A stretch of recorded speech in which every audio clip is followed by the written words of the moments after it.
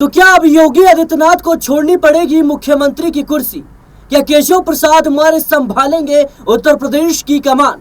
क्या मोदी शाह उत्तर प्रदेश में बड़ा उलटफेर करने जा रही हैं?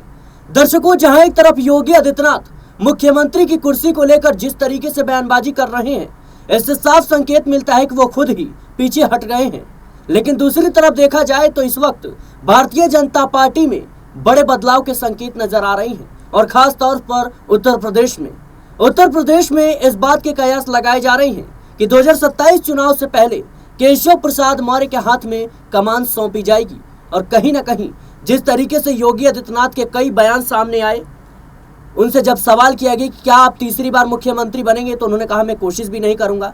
क्या आप दिल्ली जाना पसंद करेंगे या फिर गोरखपुर, तो उन्होंने कहा मैं गोरखपुर जाना ज्यादा पसंद करूंगा। उन्होंने कहा जो मेरी राजनीति है वो फुल टाइम जॉब नहीं है। और कहीं ना कहीं उनके इन तमाम बयानों से इस बात के संकेत मिल रहे हैं कि अब उनकी लड़ाई खत्म हो चुकी है। जिस तरीके से मोदी शाह से अपने रिश्ते पर सफाई दे रही हैं, इससे पहले योगी आदित्यनाथ को कभी ऐसे नहीं देखा गया। और देखा जाए तो एनडीए के कई सहयोगी दल और खुद भारतीय जनता पार्टी के नेता कहीं ना कहीं योगी आदित्यनाथ की कुर्सी हिलाने की तैयारी कर रही हैं। इसमें नाम जयंत चौधरी का आता है, ओम प्रकाश राजभर का है। लेकिन भारतीय जनता पार्टी की बात करें तो बृजभूषण शरण सिंह एक ऐसा नाम जो मोदी शाह का करीबी नेता है। लेकिन अब जिस तरीके से शासन, प्रशासन और विधायकों पर सवाल बृजभूषण शरण सिंह ने उठाए हैं, इसके बाद से अब कई तरह के कयास लगाए जा रहे हैं।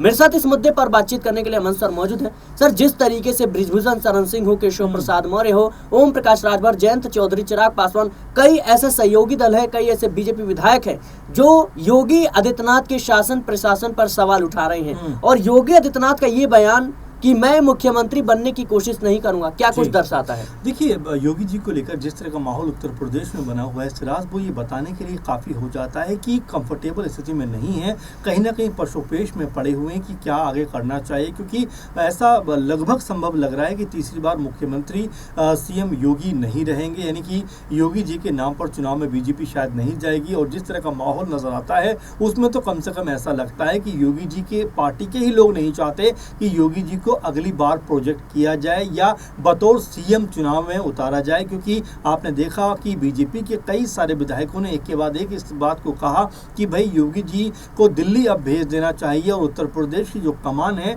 वो केशव प्रसाद मौर्य के हाथों में दे देनी चाहिए। ये एक बात हो जाती है। दूसरी बात की जब आपने देखा कि नजूल संपत्ति का मामला सामने आया था, उस वक्त अनुप्रिया पटेल ने सबसे पहले योगी सरकार की मुखालफत की, राजा भैया ने की, उसके बाद और तमाम दलों ने की।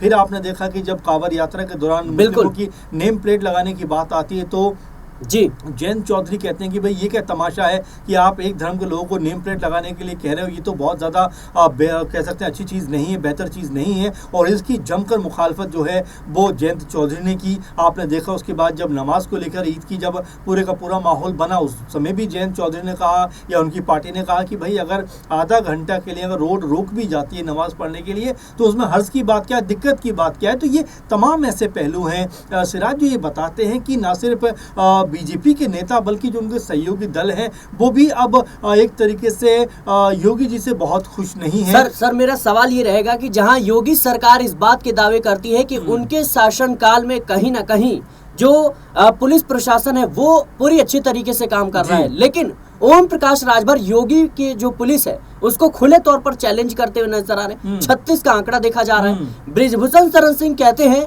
कि विधायकों की जो वैल्यू है यूपी में वो 0 है। उनको अपने काम करवाने के लिए डीएम के आगे हाथ पैर जोड़ने पड़ते हैं, गिड़गिड़ाना पड़ता है, तब भी काम नहीं होता। देखिए बिल्कुल, और बृजभूषण छोटे मोटे नेता नहीं है, ये वही नेता हैं कि बीजेपी के ऊपर दबाव बनाकर रखे हुए थे। इतने सारे आरोप इनके ऊपर लगे, यहाँ तक कि एफआईआर दर्ज हुई, तमाम तरह से अदालत में इनको पेश भी होना पड़ा। लेकिन अभी भी आप देखिए बदस्तूर बीजेपी के अंदर बने हुए हैं। बीजेपी पार्टी ने उनके ऊपर जो है सख्त एक्शन नहीं लिया, लेकिन हाँ ये ज़रूर हुआ कि टिकट उनको ना देकर उनके बेटे को दे दिया। तो ये दर्शाता है कि बृजभूषण की जो ताकत है वो किस तरह की है। और बीजेपी उनसे पंगा लेना नहीं चाहती। लेकिन जिस तरह खुलेआम अब ब्रजभूषण में ये बात कह रहे हैं कि भाई योगी जी के शासनकाल में अधिकारियों का इतना बोलबाला है कि एमएलए हाथ पांव जोड़कर उनसे काम कराने को मजबूर हो रहा है। इससे बेहतर तो मुलायम सिंह यादव का समय था जब वो विपक्ष में रहते हुए भी अपने तमाम सारे काम उनसे करवा लिया करते थे और उस समय एमएलए की यानी कि जो नेता हैं उनकी एक वैल्यू होती थी। तो ये बात कहने के निकल कर सामने आती है कि क्या जी जो योगी जी हैं, क्या मुख्यमंत्री योगी हैं, वो अपने ही नेताओं के ऊपर शिकंजा कसना चाहते हैं, अंकुश रखना चाहते हैं, क्या उनको बोलने नहीं देना चाहते, क्या उनकी ताकत को लगातार कमजोर करते हुए नजर आ रहे हैं। और ये ब्रिजभूषण शरण सिंह ने जो बयान दिया, क्या लगता है आपको कि कहीं ना कहीं दिल्ली से इशारा इस बात का उन्हें मिला था या फिर खुद से बयानबाजी? देखिए, इशारा तो कहीं ना कहीं से होता है। उस बात में अगर हम गहराई में जाएंगे तो बहुत सारे तथ्य निकल कर सामने आ जाएंगे, क्योंकि ब्रजभूषण ही थे जिन्होंने ये बात कही थी कि मैं योगी जी को अपना नेता नहीं मानता, मेरे नेता सिर्फ पीएम नरेंद्र मोदी है। ये बात खुद ब्रजभूषण ने कही थी। और अभी भी जिस तरह की बात वो कहते हुए नजर आ रहे हैं कि एमएलए की तो अब कोई वैल्यू रही नहीं है और यहाँ पर अधिकारियों को इतना बोलबाला कर दिया गया है कि एमएलए को, विधायक को अपने काम जो है वो हाथ पांव जोड़कर कराने पड़ते हैं। ये ब्रजभूषण का कहना है। और जिस तरह से ब्रजभूषण की अगर मैं बात करूं तो केसरगंज के अलावा तमाम आसपास के जो इलाके हैं वहां पर उनकी अच्छी खासी पकड़ है। एक रिपोर्ट में तो मैं यहाँ तक पढ़ रहा था कि कम से कम 30 विधानसभा की सीटें ऐसी हैं जहां पर ब्रजभूषण का होना और ना होना बहुत ज्यादा इंपैक्ट डाल सकता है। इसीलिए बीजेपी ने उनके ऊपर कोई भी कार्रवाई करने से अपने हाथों को पीछे रखा। आपने देखा कि उनका टिकट तो भले ही काटा गया, लेकिन पार्टी से उनको एक बार भी ना तो सस्पेंड किया गया, ना एक तरीके से उनके खिलाफ कोई बड़ा बयान दिया गया। और ये तमाम चीजें बताती हैं कि ब्रजभूषण के खिलाफ अगर बीजेपी गई तो उनको जो है पूर्वांचल की तमाम सीटों के ऊपर कह सकते हैं कि करारी हार मिल सकती है। इसीलिए ब्रजभूषण को लेकर बीजेपी चली। लेकिन विधानसभा में देखा जाए तो सीएम योगी के साथ में ब्रजभूषण की कहीं भी बनती हुई नजर नहीं आती। पहले भी हमने कई मर्तबा ऐसा देखा है जहां पर जी योगी और ब्रजभूषण दोनों के बीच में कह सकते हैं एक जो बयानबाजी है, तीखी बयानबाजी है, वो हमें लगातार सुनने और देखने को मिलती रही है। जिस तरीके से बीजेपी में माहौल इस वक्त जो है बनाने की कोशिश हो रही है योगी आदित्यनाथ के खिलाफ, क्या लगता है आपको कि केशव प्रसाद मौर्य 2027 में यूपी की कमान संभालते हुए नजर आएंगे? पीएम सीएम इन वेटिंग कहेंगे उनको, क्योंकि 2017 से वेट कर रहे हैं कि सीएम बन जाए।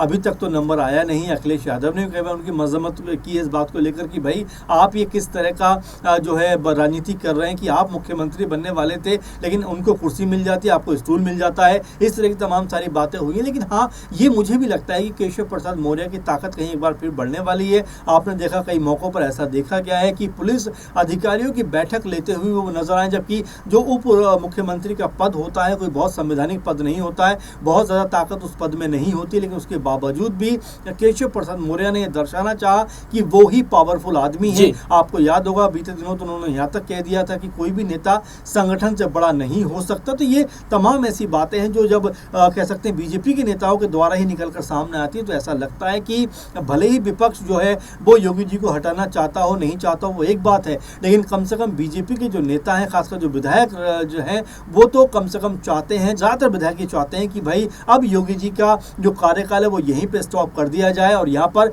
एक नए विकल्प की तलाश की जाए। इसी बात को लेकर सवाल उठ रहे हैं कि क्या 27 के चुनाव में सीएम योगी होंगे या उनकी जगह पर केशव मौर्य जो है वो कमान संभालते हुए दिखाई पड़ेंगे। बिल्कुल दर्शकों, योगी आदित्यनाथ की सत्ता के खिलाफ इस वक्त विपक्ष से ज्यादा उनके ही विधायक, उनके ही नेता और उनके ही सहयोगी बयानबाजी कर रही हैं, जिससे साफ जाहिर होता है कि कहीं ना कहीं योगी आदित्यनाथ के खिलाफ माहौल बनाने की अभी से ही पूरी कोशिश हो रही है। और इस बात के कयास लगाए जा रहे हैं कि 2027 में योगी आदित्यनाथ बीजेपी का चेहरा नहीं होंगे बल्कि केशव प्रसाद मौर्य होंगे।